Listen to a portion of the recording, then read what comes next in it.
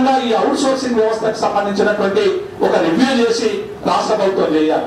అలాగే తెలంగాణ ఉద్యోగుల joint action committee కూడా ఉన్నటువంటి ముఖ్యమైనటువంటి డిమాండ్లలో ఈరోజు ఉద్యోగులకు రావాల్సినటువంటి పిఆర్సీ కోసం ఉద్యమం చేయాలనేటువంటి ఒక కార్యక్రమాన్ని మేమందరం కూడా తెలంగాణ జాయింట్ యాక్షన్ కమిటీని పెట్టుకున్నాం. అందులో రెండవ డిమాండ్, మొదటి డిమాండ్ పిఆర్సీ అయితే రెండవ డిమాండ్ ఉద్యోగులందరినీ కూడా కాంట్రాక్ట్ ఉద్యోగుల్ని అవుట్ సోర్సింగ్ ఉద్యోగుల్ని రెగ్యులరైజ్ చేయాలనేటువంటి ప్రధాన డిమాండ్ కూడా మనం పెట్టబోతా ఉన్నాం.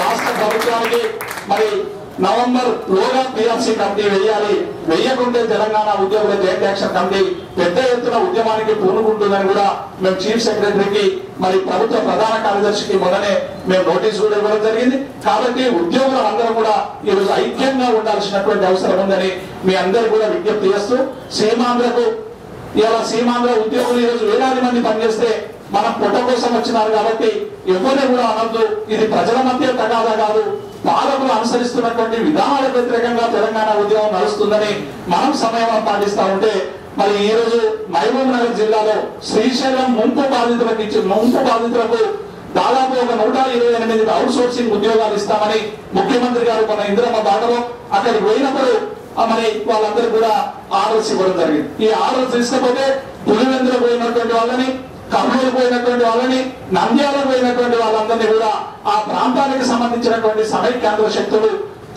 తరివి మీరు మా జిల్లాలో పనిచేయడం అవసరం లేదని చెప్పి వాళ్ళు ఎవరిని కూడా జైలు చేసుకోకుండా పాలమూరుకు తిప్పి పంపినటువంటి ఘటన మన కళ్ళ ముందు ఈరోజు కనబడతా ఉన్నది. వాళ్ళు ఒకవైపు పెద్ద ఎత్తున ఉద్యమం చేయడానికి నిన్నటి వరకు మహబూబాబాద్ జిల్లాలో దీక్షలు చేస్తా ఉన్నారు. మేము ఉద్యోగుల జాయింట్ యాక్షన్ కమిటీ పక్షాన వాళ్ళందరికీ కూడా మేము చెప్పడం జరిగింది, అవుట్ సోర్సింగ్ ఉద్యోగాలు అన్ని కూడా వారికి ఇచ్చేటువంటి ఉద్యోగాలు తెలంగాణ ప్రాంతంలో ఇవ్వాలి.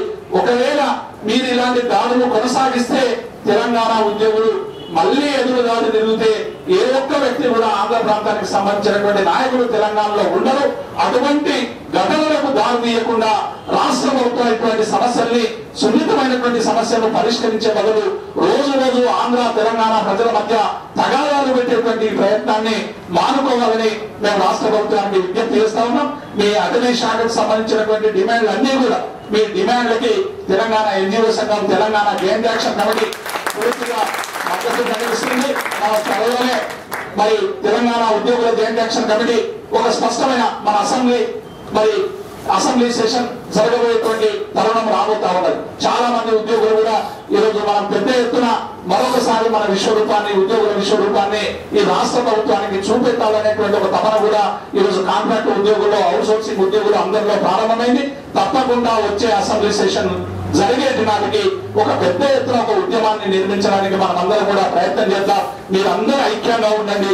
మీ ఐక్యతనే మిమ్మల్ని తప్పకుండా పర్మనెంట్ చేస్తుంది. తెలంగాణ ఉద్యమం మొత్తం మీ వెనక ఉందనేటువంటి విషయాన్ని మరిచిపోవద్దని మరొకసారి విజ్ఞప్తి చేస్తూ ఈ అవకాశం ఇచ్చినటువంటి ప్రవీణ్ కు, మీకు అందరికీ ఉద్యమాభినందనలు తెలుపుతూ ముగిస్తా ఉన్నాను. Thank you. మీరు ఇచ్చిన భరోసాకు మేమంతా కూడా ధన్యవాదాలు తెలుపుకుంటున్నాం సార్.